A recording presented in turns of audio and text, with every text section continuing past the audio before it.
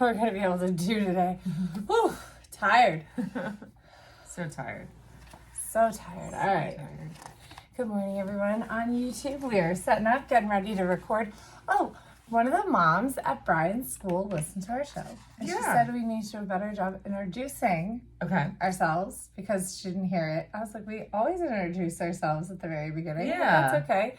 And then she said that our voices sound really similar. And I was like, our voices sound completely different. Yeah. But our tone, but our like cadence is so similar that is probably the issue. Yes. So, but each time we talk, we're not going to be like, this is Liz. This is Naomi. We're just going to talk. That's right. That's right. But we can do a little better at the beginning. Yes. Oh, I definitely want to look at the alcohol. Be flipping through. Yeah, I think we'll flip through and pick some FAQs today. I love that. That's such a great episode. All right, garage band. Whew. Naomi has her wonderful mug that we got in Atlanta. Yes. And I'm drinking out of my wonderful mug when I went to Tatooine. There are two moons surrounding Tatooine. That's right. Orbiting. That's right. Two suns. Oh, that's right. Two suns. That's why it's so hot. Yeah. I forgot. You think Atlanta's hot. The desert moon. I think Tatooine is a desert moon. Oh, yeah. That's right. I don't know. It's been a while. Yeah. It's been a while since geography, since Star Wars geography class. Testing. Testing 1, 2, 3. I think this looks good. All right. Testing. Perfect. Testing 1, 2, 3. I think this looks. Yeah, that looks good. All right. Ready? Mm-hmm. Back from Tatooine, it's the Red Galloway girls. Hey, good morning. It's Wednesday. Wednesday. I'm Naomi. I'm Liz. And we're the Run Galloway girls. And we did get some feedback that it's a little difficult to figure out who's who in the podcast because I guess our intonation is really similar. And we kind of talk fast and keep talking over each other. And that's just how we talk. So I have more of like a higher voice, I guess. And Naomi has more of like a rich voice, like a rich sounding tone. Right now I have more of a nasally coming down with a cold voice. I think I always have a little bit of a saxophone operator voice. Like that, like I do have, even though my voice is like a little higher pitched, it also has that like raspy, like, you know, like I've been smoking my whole life tone. But it's actually just the polyps on my vocal cords. Right, exactly. Well, that makes sense. And I've been told I'd have a great radio voice, or maybe it was a great face for radio. I'm not sure. Well, no, that's not true. You have a great face for YouTube, but so we are back in the studio today, and we have Jeff's FAQ book, Marathon FAQ book. And we thought we'd pick a couple of topics in the book.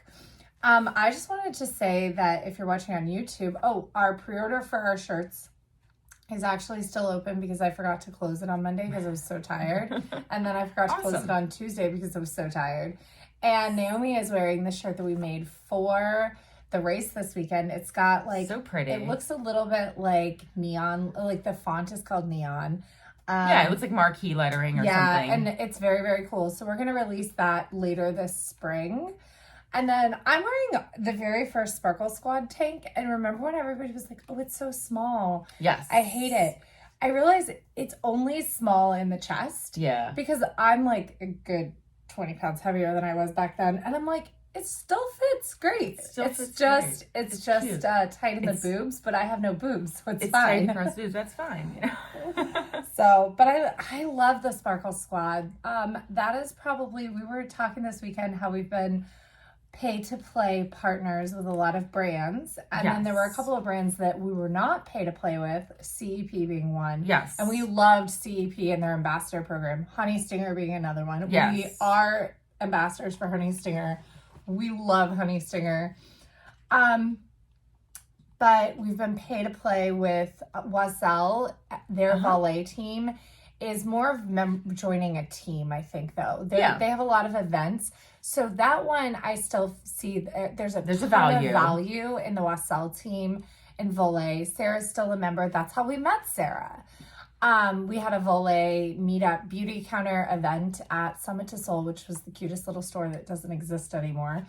And so I think, but then there are a couple of teams where you have to apply and then pay to play, get accepted, and then pay to play.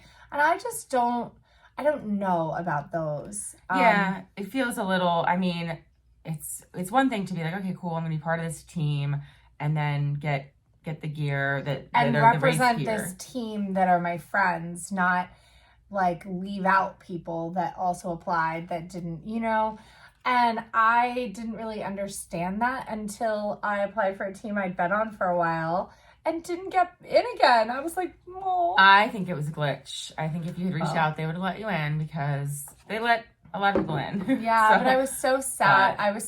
They had already sold out of race kits. Maybe that's for why. The year. They just kept the numbers. They'd already sold out of race kits for the year, and I just had a failed IVF cycle, so I was feeling really down about myself. But I was going to say about the Sparkle Squad, when I was talking to Kelly when she was launching it, because how funny is that? Like, just like talk to the owner. Talk to one of the owners. I was talking to Kelly when they were launching it, and she was like, I really want it to be a club, not a brand ambassador where there's requirements for selling or things like that. And I was like, well, we all are selling your skirts all the time. And she goes, I know. She's like, I don't need to pay you to do it. No. Because you're doing it all the time. And so she really wanted it to be a running club and a running community. And it is. They do a book club. So Sparkle Squad I'm trying to think of when Squad will launch. So June was the halfway. So it's gotta usually, be December, I thought it's usually summertime that when they reopen. Maybe June's the regular time and November's the halfway. Because didn't we just get some new members because they found a couple of kits? I think they may have reopened it, but I think it's usually, because I remember we usually normally get our kit in it's like, we don't get it till August because it's like June when they open it. Oh, okay. And then it's like July, August by the time it ships. But that's one I'm going to keep paying for because I love the Squad. Well, and that's my favorite group. That's like, and it's also like, there's a Facebook group associated with it, like there is with a lot of these clubs. This is the only Facebook group that's like, it's active. It's such a like engaging, uplifting, positive group. She posted this morning, like everybody let's celebrate you. Or Kelly on Monday, she was like, I want to celebrate your accomplishments this weekend. It could be running related or not. Yeah. And then she put right in there, she said, and I need your help celebrating everyone. So make sure to read and comment. So she's asking for what she wants. She's asking for the engagement she wants, and she's getting it. Yeah. And it's awesome. During the pandemic, I used to participate in the Zoom runs all the time. Where we just get on Zoom and like, I had usually already done my run. And so I would just walk on the treadmill and chat with everyone. Yeah, I did those a couple of times when it worked out with my schedule. Yeah. So they still will do those like virtual together runs. And that way it's like, again, it's this community. It's not just hey, you're buying into this brand, not necessarily having any attachment to it. And then being told, oh, you have to go race in our kit. Right. Which is kind of like, I don't know. A lot of times I like racing in something else. I want to race in a sparkle skirt. It doesn't jive with the kit from another brand. And that's actually also kind of cool because like, sure, we could race in our squad team stuff, but like also we could just wear anything from Sparkle and it's representing Sparkle. Oh, yeah. And we love to sparkle. Like, I mean, I can't believe another brand hasn't like popped up with like really flashy running gear. I'm glad that they have the market share though. And me too. But there are other brands making skirts. Here's the trick. Here's why they have the market share. Because it's not running shorts. You wear your favorite shorts. It's not bras. You wear your bra that works for you. Right. It's literally a lightweight skirt that you don't even notice when you're wearing it. And any top you want, or you can wear one of their sparkle tanks. Like that's the thing. It's like they're not restrictive in that way. And they're not doing any tech stuff. Like, they're not trying to make the best shorts. Although they partnered with Sanitas for their shorts, so their shorts are pretty damn good. I didn't realize that they were Sanita shorts. They're Sanita so cool. Shorts. Yeah, the Sanitas actually used to have the over shorts that they sell, like just like the Mickey shorts. They have the Sanitas undershort under them. Yeah. Oh, that's so cool. Yeah, they partnered with Sanitas for that. I think I can't remember if they had already done it or if I had like, they had already made something. And I was like, you should I was like, I had just gotten a pair of Sunita shorts and I personally didn't like them. The like ones that are running shorts over the tight shorts. Right. They weren't for me, but I was like, Kelly, you should partner with them. And she's like, can you read my email? So and like we sparkled this weekend both races, of course, and we got I think she actually just sent a winky face back or something. Oh, nice. Like how do you know? Yeah. Like, yeah. We convinced Sarah to wear a skirt. We had Nate reach out. He wanted to wear a skirt. Then we convinced Adam, who was pacing the 2-hour group, to wear a skirt. The coolest thing about Sarah wearing a skirt, when we did our virtual London, Lauren wore a skirt. I wore a skirt. Jess wore a skirt. Sarah refused to wear a skirt. She was like, no. She was like, I'll never wear a skirt. That's how I was at first. And then a little bit.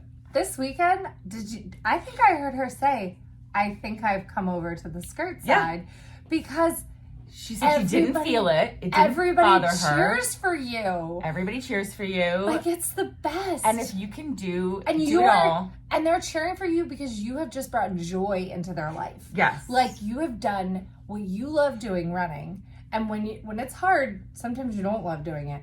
You're spreading joy and cheer. You're making it fun. And if yes. you can do, since the skirts, you don't feel them. So if you can do what you're going to do anyway, run how you're going to run, whether that's you're going out for a PR or they're going out for a fun run, and then do it with some pizzazz, some sparkle, and make it fun. Like, why not? Why not? Yeah.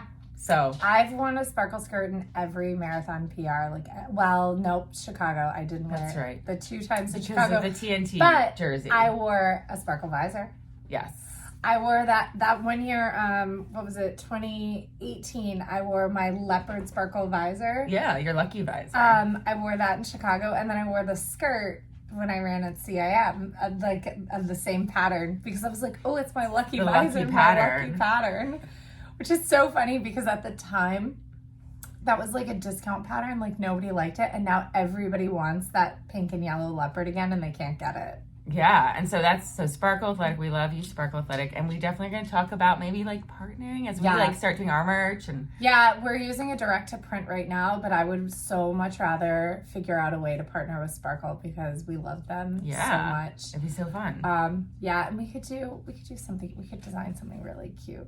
I'm actually taking my shirt making to another level and making some Disney shirts for my friend Josie and her kids. They're going to Disney. They leave on April 3rd. And I was like, okay, as long as I have everything by April 2nd, I can make them. Yes. So I was like, you guys need matching shirts for the days that you go to the parks. My gosh, totally. That's such a huge thing. It's the cutest. So fun. It's the cutest. That's definitely something you guys we're gonna have to do for your family now. When we go to Disney. Oh yeah, we'll make shirts. So we're gonna read some FAQs from Jeff's book. We thought that would be a great kind of episode to give you guys some marathon FAQs, and Naomi has some picked. I think one of the things that I wanted to share is during a marathon training cycle, what if you need more recovery from a workout than is planned in your cycle? What do you think that means? Yeah, and like this weekend is a great example. So I think it means we ran that day too hard. Like, just because you can, during marathon training, just because you can hit faster paces than prescribed doesn't mean that you should. You should probably not. Because what you're trying to do for marathon training is become or recruit your intermediate muscle fibers to become slow twitch muscle fibers and really go the distance.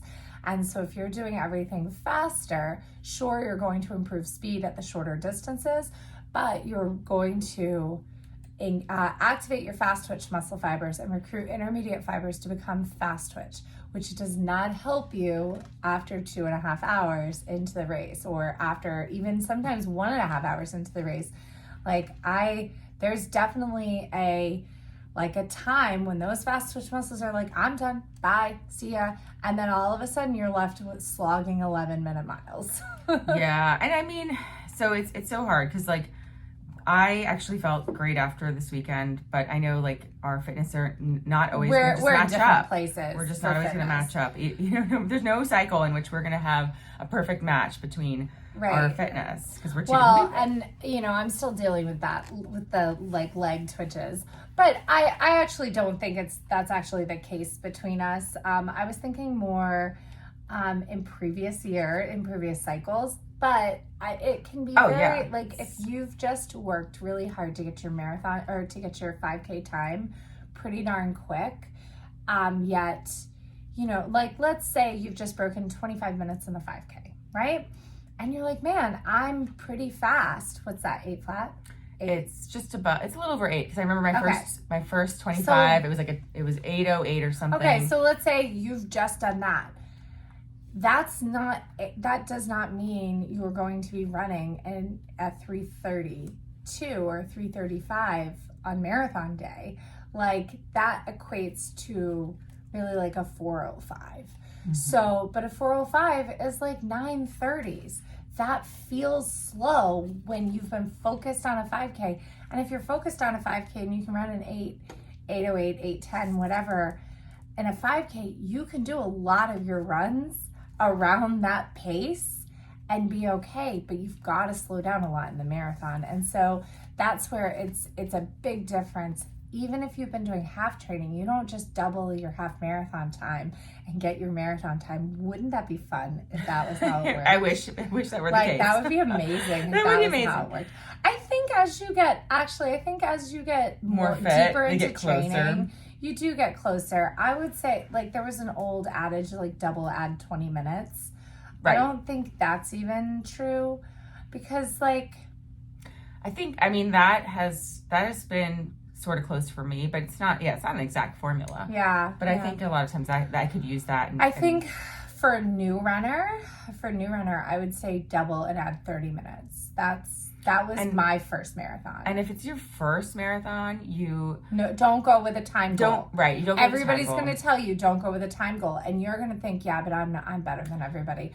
Like they don't know I've been doing secret sauce training. Like that's every single first time marathoner thinks that. Trust me, I thought that. Mm-hmm. I thought I was gonna break 2 hours in my first marathon. Break 4 hours in my first marathon. Definitely thought it.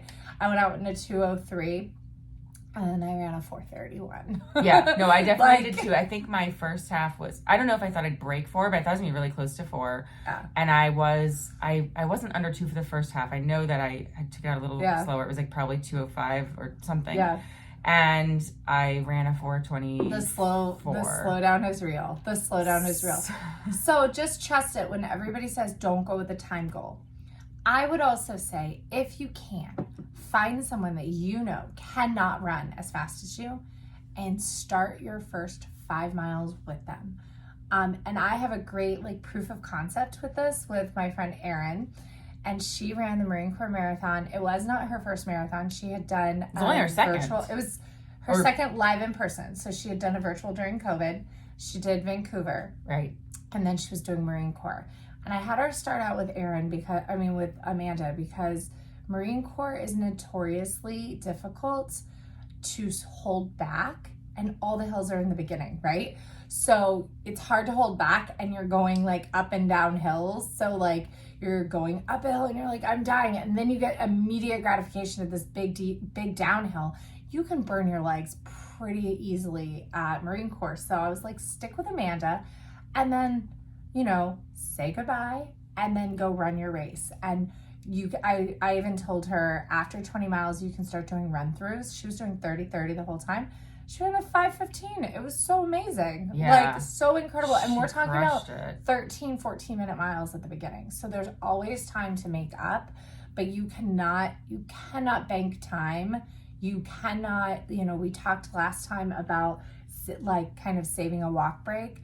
When we talk about saving a walk break, when you're going down a hill and you do a run through and you save that walk break for later, we're not talking about saving it for from mile 1 down and saving it till mile 10. We're talking about saving it from mile 1 and using it in mile 2, right. On the next hill or whatever. So yeah. Well, so back to the question about rest and recovery and whether you need extra recovery. swaps. I don't know if you've heard the episode yesterday, but it has some great. Yet. Oh, it's a great episode. I can't wait. And they kind of talk about the rest days and the importance, and because essentially all your mitochondrial breakdowns, all your muscular breakdowns, the whole point is you're breaking everything down, in which that way everything learns to build back stronger. Obviously, all those connective tissues are like, oh, I was hurt today. Let me build back stronger, and the recovery is where it happens. And so this segues into. We'll just start with one of Jeff's questions. Jeff's Galloway's Marathon FAQ book questions. So, question: if the body is strong and recovering well, can't I eliminate rest days? Answer: this is not a good idea. During the rest days, the body rebuilds stronger. The increased distance of the long run produces the endurance needed for completing the marathon without injury if the pace is appropriate and there are sufficient rests before and after each long run. In other words, the hard work on long runs and speed sessions will not produce better conditioning unless there's enough rest for the running muscles on the rest days. Stress plus rest equals growth. That's the formula. And we've been pretty consistent with a rest day, definitely after. Sometimes we'll do an easy run before a long run. But for the most part, we've had a rest day before and after long runs. And Nate, did you hear? He was telling me he listened to us say how sometimes we do 2 rest days in a row. And he was feeling a little beat up. He did two rest days in a row. And he was like, it was magical. It made me feel so much better. He's like, I love that rest is part of these plans. And we're like, yes, rest is part of the plan. And that's another question answer in the book. I won't look for that one, but Jeff says, as your long runs get longer, as you're edging towards those 10 by 1, 12 by 1, the 26, the 29, take a rest day before. Yeah. He says take the rest day. So if Sunday's your long run, take both, right? So not just Monday after, but take Saturday too. Yeah. And then, for us, sometimes we're doing Friday and Saturday, which really gives us great recovery right into our big Sunday. I'm feeling antsy and really want to run, so I can't wait for my leg to have that snap back in it. It's been such a weird injury, how it comes and goes, and how it feels better after some runs and worse after others. Yeah. And so rest is so important. I think so many plans overlook the value of rest, and really, I just do. Yes. I mean, even a lot of plans do, have 6-day a week or 5-day a week. Oh my gosh. And so I would have quit. I would have quit running if we were doing a 6-day a week plan. I think at one point we tried what we called 36-hour breaks, 36-hour recoveries. So there would be some days where we would run in the morning, and then we would run the following day at night, and then we'd take a day off, and then we'd run morning and night 2 days in a row. And then we must then have gotten to morning the following day, because we were running. Our doubles were a night and then a morning instead of same day doubles. We did that, but then I think we did 36 hours apart too. So we did those, but we would have we'd have a Monday night and Tuesday morning, and that would both and then we'd have Wednesday morning. Then we'd have off, right? So we would be a 26 or 36 hour between, because 36 between Sunday morning and Monday night, and then 36 between Tuesday and Wednesday morning. Yeah, because we always ran Wednesday morning because that was the day I didn't coach. So, but in Jeff's plans, and in this book, he talks about 3 days per week. Yeah. 3 days per week. And so now 3 days a week. Now, how am I going to get the mileage I need with 3 days a week? Well, you're going to get the mileage you need with the super long runs. Yeah. And so here's another This is how many miles per week in a marathon training plan. And now Jeff says weekly mileage is not important. I'm going to say that again. Weekly mileage is not important. What? I'm going to give you a case study. I'm going to give you a case study afterwards. And I hate my N of 1 case studies, but I feel like they really should make an impact. Yeah.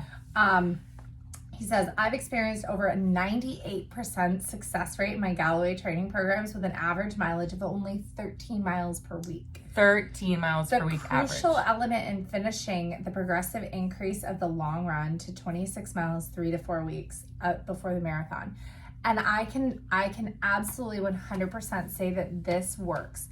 I trained for Boston last year on very, very low mileage, very low minimal fitness. I would say, I think we had a warm day, and I think it was a warm day in January. I went out after work and I ran 13 miles and was like, okay, I guess I'm going to do Boston. I remember did that. 30-30s. And then I injured my neck in February. So I skipped a 22. So then I did like a 17, a 19, and a 23. And then I went to Boston, something like that. It was crazy. And yeah, the 13 miles per week average. And I ran no, like almost none during the week. You probably were a 13 mile per week average. Yeah. Like, and what that is like your, yes, your highest week maybe is going to top out. I know for us, like a lot of times we'll see that. We'll top out at like 50 miles for our highest week. Yeah. But our average is going to be 30 to 35 for the cycle. Well, and the year I broke 4 hours. So I ran a couple of years at like 4:09. One of those years, I think my top mileage in a month was like 92 miles in August. August before an October marathon, which again is less than 20 miles per week. And the year 17 miles per week. The year I broke 4 hours, my mileage was incredibly low. Like, I mean, it's not about how many miles. Now, I will say, when I started adding mileage, personally, my body responded really well to doubles when I was ready to add them, and my body responded really well to additional mileage when I was ready for it. If I were to try to jump into that again, I did, and it broke my body down. So, like, that's the thing. You have to know, if you're just stepping into marathon training, you have to honor the plans. Everybody's looking for workouts. Everybody's looking for intensity. But sometimes it's just a 30-minute easy run. Sometimes it's just a 60-minute easy run. And I know that it seems crazy because, like, you're like looking for that marathon specific workout that's really gonna give you what you need on race day. And what you need on race day is the confidence that you can do the distance and stay strong through the entire time. And you need to know what pace your body can handle, and you need to hold yourself back for the first 6 miles. Yeah. Because if you know those two things, it does not matter the specificity of the work that you did. I think. Yeah. And that's why the longest long runs are the key workouts and the only ones that matter. And you can and you should, and again, this book repeats that your other 2 days a week, unless you're on a more advanced plan, your other 2 days a week are a 30-minute run. Yeah. That's it. So in 2013, my mom ran the Marine Corps Marathon. I think it was 2013. Yeah. Anyway, she ran the Marine Corps Marathon. It was her third or fourth, something like that. She ran a 5:13. She only did long runs on the weekends. She did no weekday training. That's amazing. None. She ran her long runs on the weekends, and she ran a 5:13. Like, that's amazing. It's a very respectable time. That's amazing. Like, I remember her doing, maybe it was 2014. Anyway, I remember telling her, I said, Amanda and I ran a 5:10 together in 2012. I was like, you could run with Amanda. She's like, no, Amanda's way too fast. I was like, no, you guys have the same marathon time. Oh my gosh. I mean, cool. I think Amanda eventually broke 5 hours. Yeah. But still, I mean, yeah, it was really awesome. That's pretty cool. Like, that's the thing. Like, you just need to know what you think you're capable to do. I love this. How many days per week do I need to run to finish a marathon? 3 days a week to finish. I definitely think that if you are training, if you are experienced in the marathon, not experienced runner, but experienced in the marathon. Actually, if you're an experienced runner who's like maybe won some half marathons, or, like, you're really experienced, we could talk about like having a debut marathon that was kind of ridiculous. But I think if you are brand new to the marathon, trying to push more has more risks than it does benefits. Right. And so, for 99% of the people, and like, again, 98% success rate with Jeff's, people he's coached, with just those 3 days a week, getting to the finish line, and and then you can add on from there. It's not that you only have to do 3 days a week, but I would say with running, you should really try to keep your running to no more than 4 days a week if you're doing a marathon, if you're training for a marathon, because the risk of injury when you add those additional days, it just goes up like crazy. But it doesn't mean that you can't work out other days. Jeff loves cross training. He thinks you should walk, and you can walk every day. He thinks pool running is amazing, so you can do some pool running without risk of injury. Like, I talked to him about using my Peloton, and he was like, spin those legs as much as you want. He's like, keep the intensity low, but you do low aerobic base building using your Peloton. He's like, that's great. He loves the elliptical. He thinks the elliptical is amazing. Like, I remember we were visiting Sherry. He had just gotten it, and that's what he modeled his double workouts for us by doing. He had been doing double workouts using his elliptical. Yeah, he did. He does a lot with the elliptical. That's actually when he had his heart attacks, he was using the elliptical, but that's not because of his fitness. It's because of probably because if he hadn't been so fit. Yeah, if he probably would have had a heart attack sooner, and it would have been more devastating. Yeah, it would have been a death sentence instead of him coming back from it. Exactly. And he looks so fit, you guys. It's awesome. Oh yeah, so great seeing him this weekend, having all that time to chat with him, and so another question is, how fast should I run during my long runs?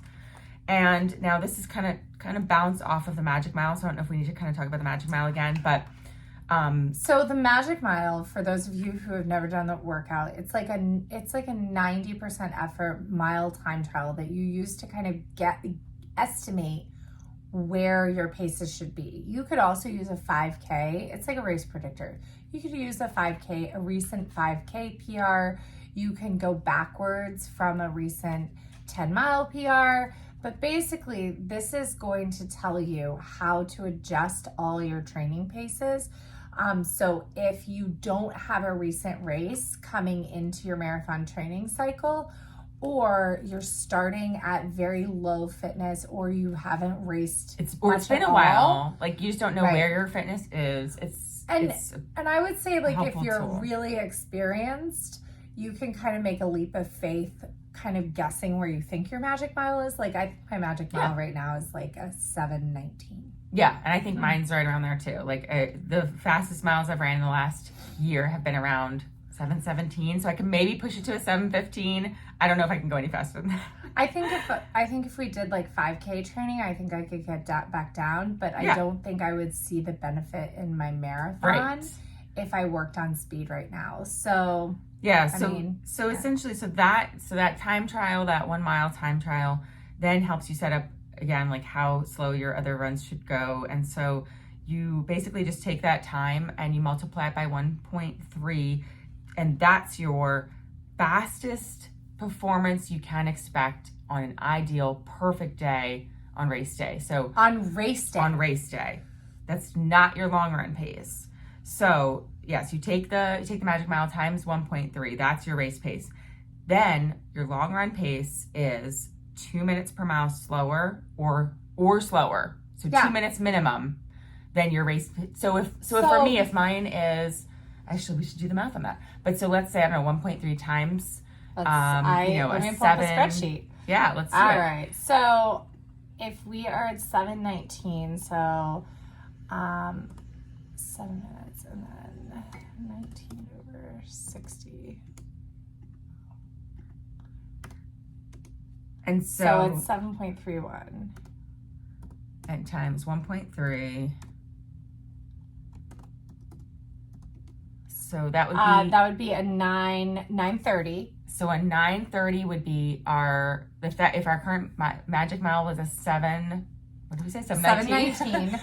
So 9:30 would be our very best marathon race, day. Which is that's like so that's a 4:15. That's like 4:15, 4:11. That's exactly what our watches. It's a 4:10. That's exactly what our watches are saying. Yeah. We should do. It's a 2:05 is a 9:30, or 2:05 is a 9:35. So it's a 4:11.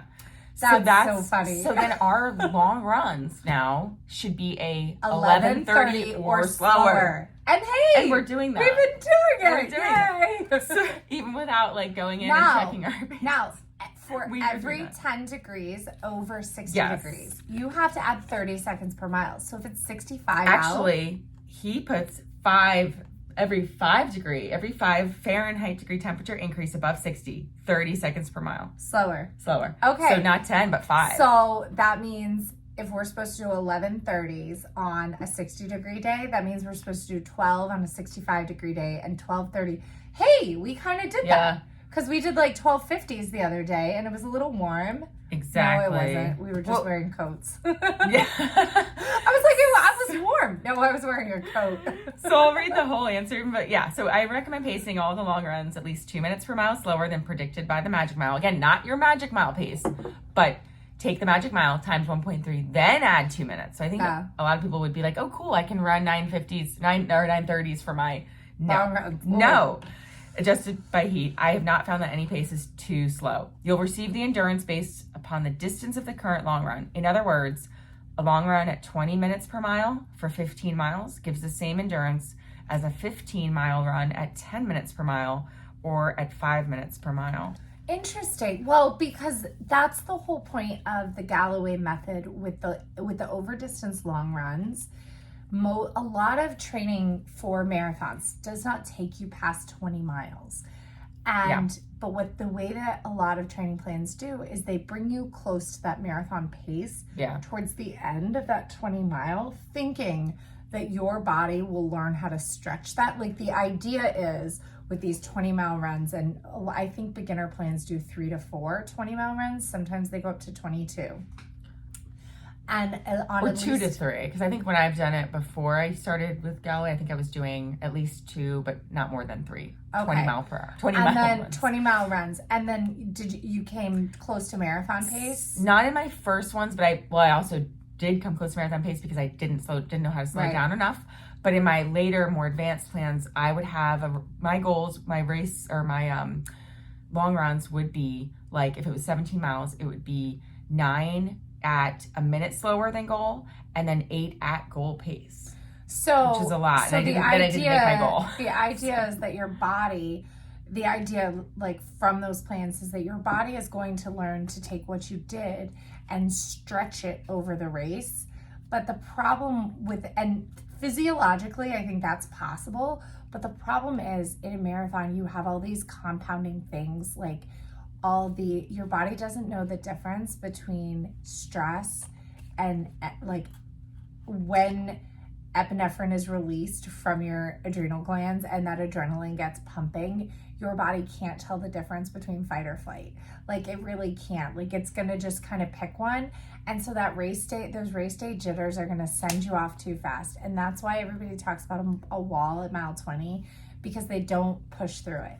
When you do this slow aerobic base, your body goes, I can do this distance. And I've got to tell you, these runs going out 5 hours, they make a 3-hour fast marathon, 3.5 hour fast marathon feel easy. Like they make the fast running for the distance feel easy because you taper down.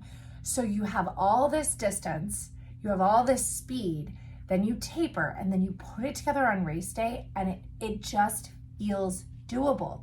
Like your legs still have snap, crackle, and pop in them. I remember it's hot at CIM. I had burned a little hot because I tried to make a move a little too early. But I get to the nice flat section, and I'm like, I needed a recovery mile. And I was like, all right, take this recovery mile. And then I remember like looking down at my watch and being like, I can run faster than this. Keep going. Like, why am I like, don't hold back. It was just your brain is holding you back. It was just mental fatigue, not physical fatigue. And that's what this training plan gets you ready for. It really gets you ready for the physical, like it gets your body ready so that the only fatigue you experience is mental fatigue. Right. It's all about the endurance. So so he's, again, he says it's better to slow down even further than if you can. So again, we have 11:30 being our speed limit. We can always slow down from that. And even a pace that's 4 to 5 minutes per mile slower than goal pace has produced the same endurance as a faster paced training run. So you're going to have your speed on your speed days. You're also going to have those little bursts of those 15 seconds or 30 seconds that are the faster paced running throughout this entire long run. So don't be afraid of the overall time looking slow or sounding slow or taking you 5+ hours to finish this long run. It's not a bad thing. The other amazing thing about this plan, versus other plans is, you know, you're running kind of on a 3-week cycle with the Galloway plans. And so, yes, on your long run weekend, you're going to take 5 hours, but the weekend after, you're only running for an hour.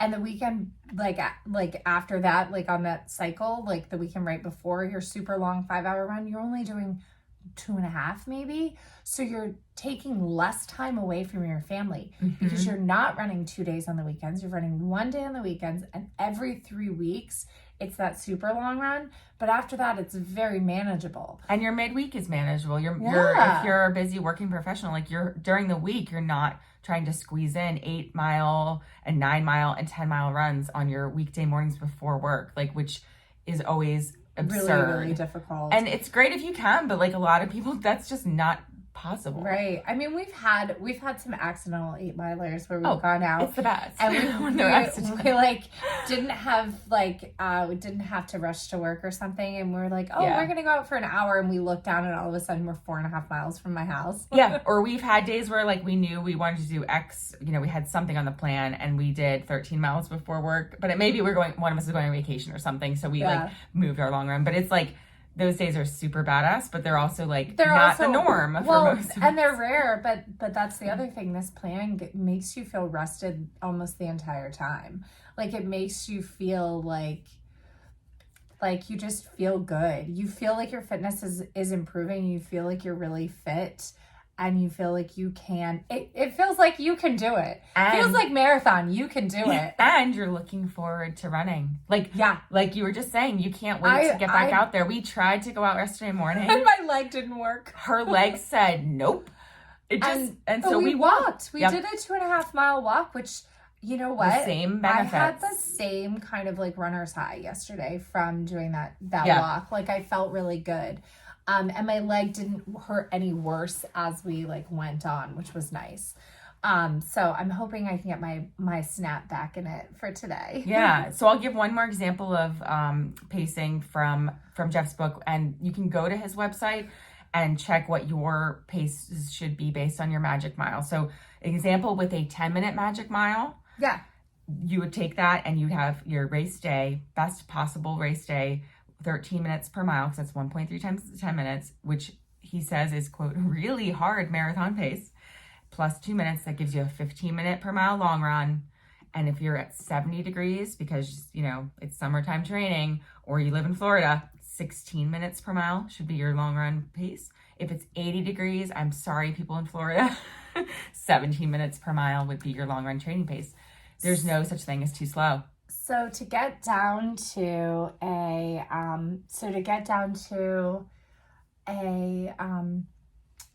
like a goal 9-minute marathon, we need to get the magic mile to 6:50. I think we can do 6:50. If we were we just haven't done a magic mile forever. If we actually went and did one, because my last 7:17 or whatever was the first mile of the 5K. Right. I think we're right where we're right in between there. We're right where we need to be. So that makes me feel a little bit better.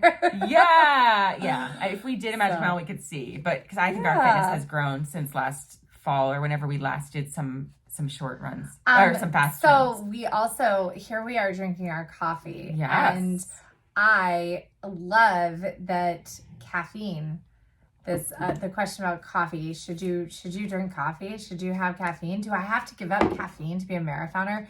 The answer is, nah, you should mainline that shit. Oh, sorry.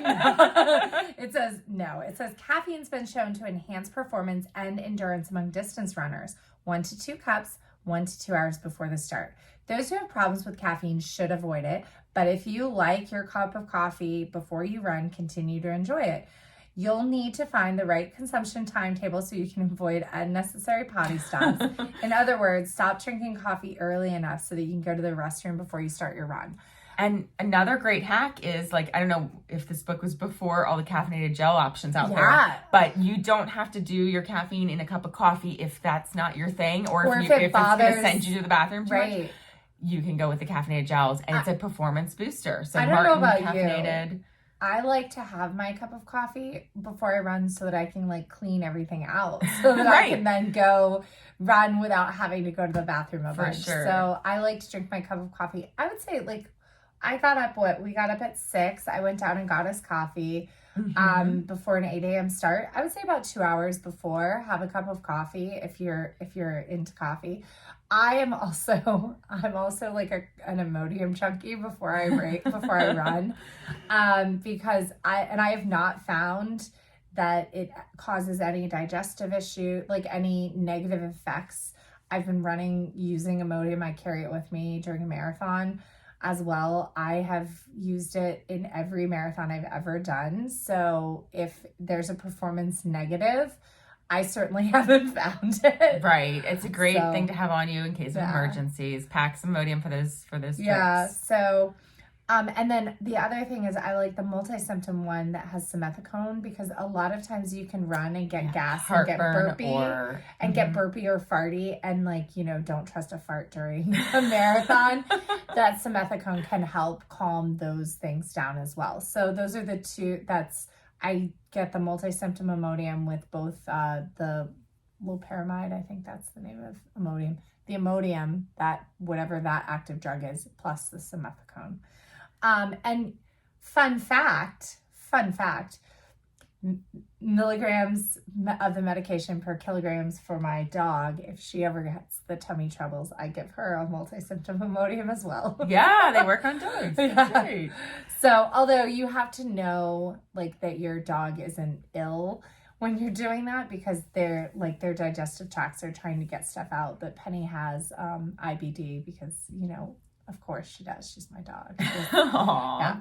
Well, blonde dogs do too. Yeah. Blonde dogs and cats have more tummy issues. Yeah, she's my poor little redheaded stepchild. Now, this is interesting. Alcohol. Do you have to give up alcohol while marathon training? And before reading the answer here, this is a question when I was coaching. This is a question that a lot of my athletes were asking, and I said, I don't think so. I said, try not to drink in excess the night before a long run or the night after a long run. Like but a beer or two after. Right, because some people stop their entire marathon cycle. I've heard of a lot of people doing that as believing that that's, going to cause detriment if they drink at all. And then I also tell them, if you notice a disruption in your sleep, change the timing and the frequency of how you're drinking, because sleep and rest is so important. And so, but if you're not noticing a disruption in your sleep, you feel rested and recovered, and drinking at a low, moderate level is not affecting anything else in your life, continue to enjoy what you enjoy. And so Jeff's answer is, alcohol is a central nervous system depressant, which leaves one dehydrated.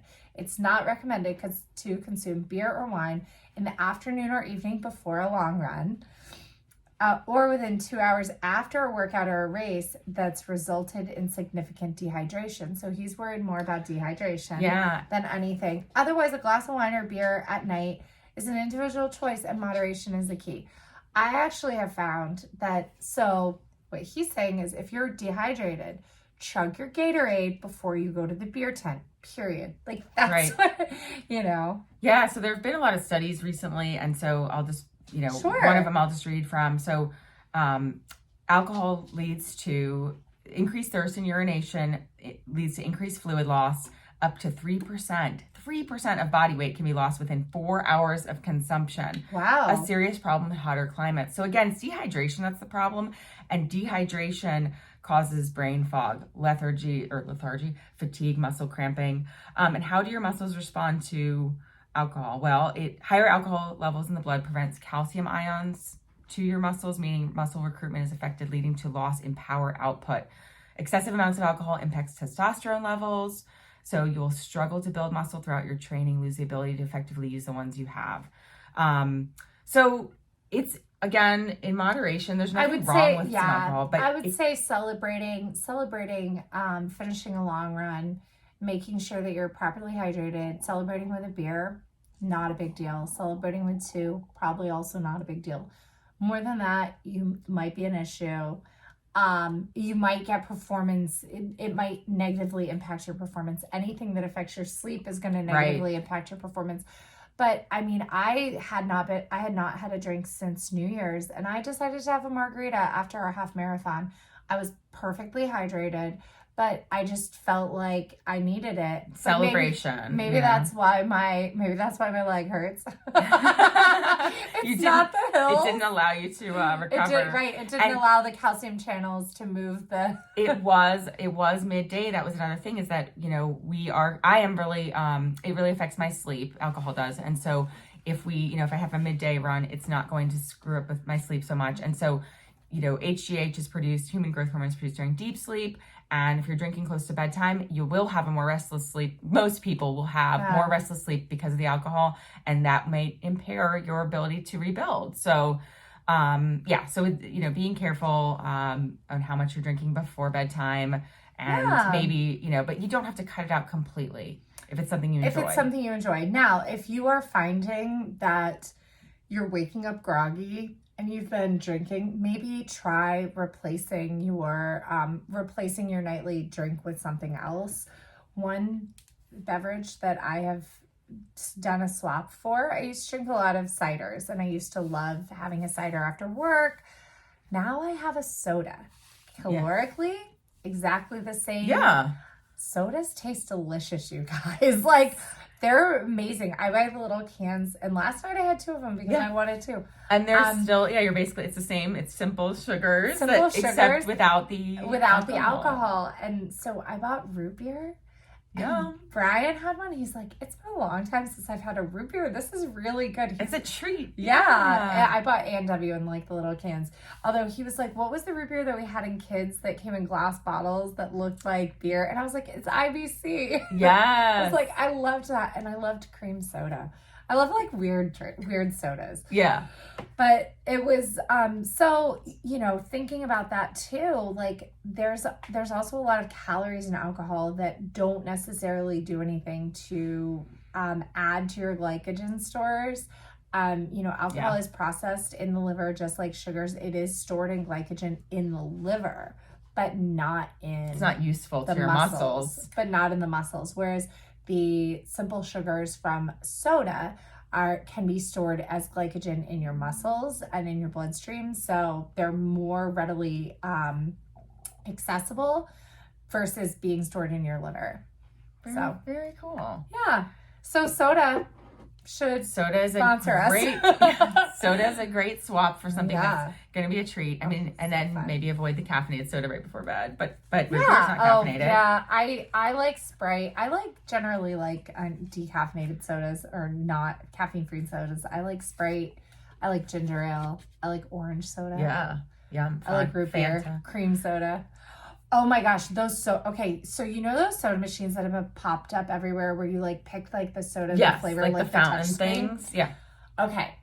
They have Barks cream soda, and then pick the orange one. Oh, the orange cream soda is a creamsicle, and it's my favorite. They have it at Noodles and Company. And I will try to I'll be like, oh, do you want noodles? I'm ready for lunch. I'll swing by and get it so that I can get my orange cream soda. I'm gonna have to try that. So good. That sounds really good. So we'll hop to another popular topic, because again, we both have been battling little injuries. Question: can I continue to run when injured? Ugh. Which is a question I keep asking myself. Yeah. Should I run on this? It's where's the line? Should is my fitness is my fitness decrease from taking a break going to outweigh is it going to be worse than continuing to run on this little injury? And it's that balance. Is this little injury just a little something that's stable, or is it going to get worse? And so you're trying to ask those two questions and make that calculus every time you run throughout the cycle. And depending on what kind of injury it is. So what does Jeff say? So Jeff says, most injuries will allow for some running. If you take about a week off to get the healing started, you stay below the threshold of irritation. These factors will help you do this. 1, gentle walking for the first 5 minutes, and then liberal use of walk breaks. 2, running at a pace slow enough so you don't aggravate the injured area. 3, maintain a short stride with feet low to the ground. Shuffle, shuffle, shuffle. And 4, stopping the run before you've aggravated the injury. Be sure to get your doctor's okay before you run when injured. So we did exactly that yesterday. I could tolerate 2 30-second runs, and that's all we did.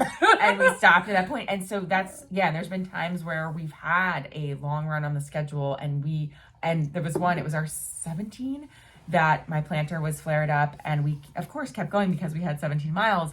And if I were alone, I might have said, okay, this is a good stopping point because it was starting to hurt too much. Right. I could have stopped. I should have maybe stopped at 13. Now I fully recovered and was fine. But like, there are points at which you say you're at like 2 hours of this run. It's going to be a 3-hour run. And you realize that, like, you know what?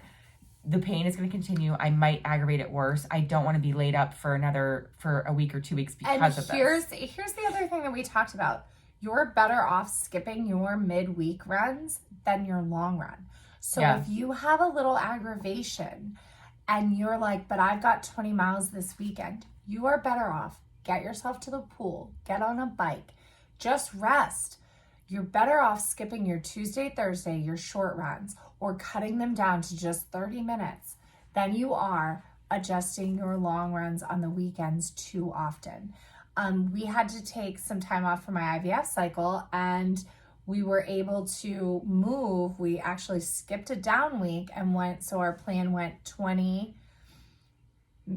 8x1, but we did a race, and then 23 in succession because we had moved that 20 from the week before. So and then right back to 10x1, which we did. Jeff's half. So now we finally have a down week. Yay! Oh my gosh, and we're really enjoying it. Instead of running yesterday, we did a walk. You know, we're enjoying some extra sleep. I mean, I'm hoping that I feel really good, and maybe we can do we have an hour this weekend. Maybe we can even sneak an extra little 30-minute run in on either Friday evening or Saturday, like do a walk with the kids or something. Like get some extra movement in there, but really it'll be a really down week. That down week it's going to be so good because we go right into another 12 by big 1 weekend. 12 by 1. Yeah. Or is it 26? The following, 26 is on April 2nd, which will be our that's right. Our Jeff Galloway virtual weekend. How did that work out? Because the mile repeats the week after. So so Jeff Galloway virtual weekend, you can still do your virtual. The price on the website I think is $49. You get all the amazing shirts, you get the swag. Shirts are awesome. And if you use code ambassador23, you get another 10% off of that. I'm wearing one of the shirts from the weekend. These shirts are so comfy and so cute. I don't love race shirts, and I want to wear them. And race shirts are amazing, especially when they're cute designs. I know. I'm so excited. So. I think, do we have time for one more question? Yeah, I just found a good one that we should talk about. So, question: how can I lose weight during a marathon training program? I've been asking myself that every day because I do think that your body will kind of find its happy, healthy weight. And I'm like, okay, if I fuel enough and I've increased my activity, certainly some pounds will come off, right? Certainly they will. But a lot of people, I think, They haven't at all. They've stayed exactly the same. And I think a lot of people go into these cycles who maybe they have a little weight to lose and they're thinking, perfect, because I do need to lose my, there's 20 pounds I'd like to lose anyway. I'll just, as I ramp up fitness, we'll drop that weight off. So Jeff's answer: when runners try to lose significant weight during a marathon training program, they often don't get the nutrients needed to keep pushing back the endurance threshold towards the marathon. A modest weight loss of 3 to 5 pounds is possible. 3 to 5 pounds. So if throughout a 18-week cycle, and if you're thinking I'm going to lose 20 pounds, that's a half pound a month. Stop. It's possible without significant nutritional risk when using a good nutritional website, or if you've got a registered dietitian or someone you can work with. Replenishing carbohydrates immediately after hard workouts. Do not skip the carbs. So make sure you drink your soda right after hard workouts. And so he does say, a calorie deficit, more calories burned than consumed. I think we talked about this 75 calories a day. He's saying that we talked about this when I looked it up on Training Peaks. It was 40 to 60. He's saying 75 calories. A day deficit. We're not talking about going on a 1,500 calorie diet. No. And being at a 1,500 calorie deficit. When I've done the milligrams per kilogram calculation of carbohydrate and protein and added up the calories plus adequate fat, do you know it puts us at 3,900 calories a day? Yes. So So a 75 necessary. deficit. So if you got your long run and you just burned 3,000 calories, your deficit, you still need to eat back. You can eat back 2,925 calories. Right. And then over the course of the cycle, you still may lose that 3 to 5 pounds. That he's worked with clients who have done that. That's a safe amount to lose during a cycle. I would say I naturally drop about 3 pounds. So like from my base weight or wherever I'm at before we start. And I don't weigh myself all that often, but I know in previous cycles, it would drop me down to where it was almost like dangerously thin. And in this cycle, I think I'm about 3 pounds down from where I was last, in the winter. So that's going to be about it though, that 3 pounds. I'm not trying to lose any more weight, and I shouldn't. And that's what we're taking away from that. Because what, as long as you're eating to fuel your workouts, that deficit is going to kind of happen almost naturally without looking. Now, one of the things is, I think a lot of people look at marathon training as a hall pass to eat whatever you want. And I think what a lot of people do is they are not adequately fueling right after a run. So then they get the super hungries later. And so they're eating things that their bodies are craving. And I mean, I'm not going to say that this book is great because I only remember reading parts of it. But at one point I read part of the diet cure, and it said if you are craving things like chips, you probably need healthy fats instead. So if you're craving salty, like processed, if you're craving like vegetable oil things, like things fried in vegetable oils like chips, they said instead eat some avocado because that's like fat, or like butter, like that's fat that your body, those saturated fats are fats that your body actually wants. And that's why when you eat chips, you like are never satisfied by them because they're unsaturated fats that your body can't actually process correctly, which is, it's so funny because it goes against like what health information is talking about. Like, they say saturated fats are bad, but those saturated fats are actually those are the types of fats that your body can process in moderation. So. Yeah, and then the examples you used, avocado and butter, are natural saturated fats. They do say to, like a lot of nutritionists, I was listening to Tina Muir had a nutritionist on her pod the other day, and she's talking about avoiding the like margarine and the like polyunsaturated, whatever the more dangerous trans fats, versus the natural like in avocado. So and even butter. I don't think anybody would say avocado is not healthy. Right. Like, I think every single person on the planet would be like, oh yeah, avocado. I had a whole avocado last night with dinner. Nice. But even butter versus margarine, which is hard because I don't do dairy, but I can understand and see why that makes sense to where like the natural healthier fat versus something that's like produced in a lab, and it's one molecule away from plastic. It's edible plastic, margarine. I was like, oh, that's gross. As I spread it all over my bagel this morning. Well, and so slowly, you know what? I think we just need to find somebody with a cow, a happy, friendly cow that you can go and milk and churn your own butter. And if I could have a goat. I love goats and I love goat cheese. So I just need a little baby. You just have goat butter. Goat. I would make my own goat butter then. I wonder if goat butter tastes like goat cheese. Like, it's creamy like that. Yeah, it is. Yeah, I like goat cheese too. Life goals to get myself a goat. Yeah, I mean, I'm sure we can. You know what? I wonder if there's some butter dealer that like you can feel comfortable that their cows are happy. Some butter dealer at the farmer's market or something. I gotta go meet the cows. We gotta find you some happy cow butter.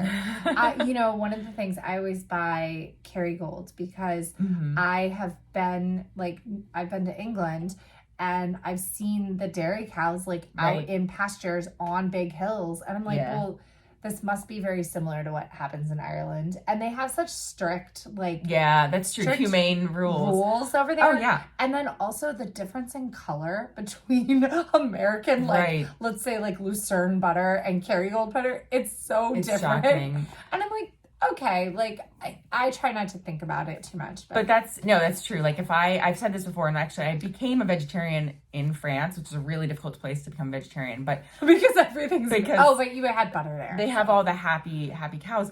But I've always said that if I could live in Europe or live in France, I wouldn't have such a problem with with having to be vegetarian for, moral obligation. So, or moral reasons. So yeah, Right. they do. You're right. Like Europe does have completely different set of rules about it. So it is an easier place, or is a animal friendly place.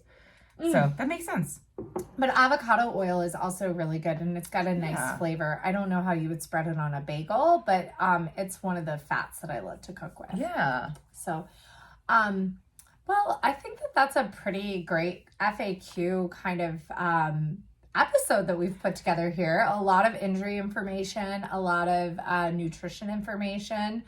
I'm hopeful that, my body heals and continues to respond to our training, and maybe I'll get lucky enough to lose 3 pounds during this marathon training cycle. But because, I crammed IVF in there, and it's a lot. Yeah. It's a like lot. that's the other thing we were chatting about, like weight gain. Like we were with, Sarah over the weekend. All 3 of us 40. are right. Like in our, or going into, for me, like I'm not 40 for 2 more months, but like going into our 40s or in our 40s and talking about that. That's just part of it, is like you said it perfectly. It's reverse puberty. Perimenopause is a time when our bodies are going to change, or we're going to put on weight, that it's just going to be part of it, and we're going to have to learn how to live with it. And then apparently right after menopause, like the weight falls off again, or can if you've been working out. So it's like your body is storing this extra fat for a reason. Right. And I wonder if it has to do with like kind of a last gasp at fertility. Right. It's just this, and it's this shifting of where, it's shutting down the factory, and there's this shifting going on. Your hormones are thinking about all these different things. And so it's just something we have to learn to accept and live with, I think. But I'm working on that self-love, really, really working on it. But it's hard. And I think that's why it's important to share vulnerabilities. Like it feels very different. Like the body I'm in now feels very different than the body I had 2 years ago, even. And, part of it's my own fault. I'm so tired. I used to play with the kids a lot more at work. I don't as much. So I need to get back out there and play with the kids. I used to do a lot more handstands. I used to do a lot more like gymnastics, but I'm gun shy since I sprained my ankle. Oh, so so. Well, if you have any questions you want us to answer, you can email us at rungalloway@gmail.com. You can also message us on Instagram. We would love for you to rate, comment, review our podcast if you have nice things to say. You can just click the little 5-star button. We would love for you to share this podcast if you find things are interesting. We have been told that by a whole bunch of people this weekend that listening is like going for a run with us, and we love that. Oh, that's a lot of you are taking us on your runs and running while you listen, and thank you. That's so that's such an honor. That's exactly how this podcast came to be. Jess kept telling us that running with us was like listening to a podcast. So so here we are. So hopefully you're enjoying it, and thank you so much for listening. And have a great day, and we will hopefully see you soon. Yay. Bye. Ah.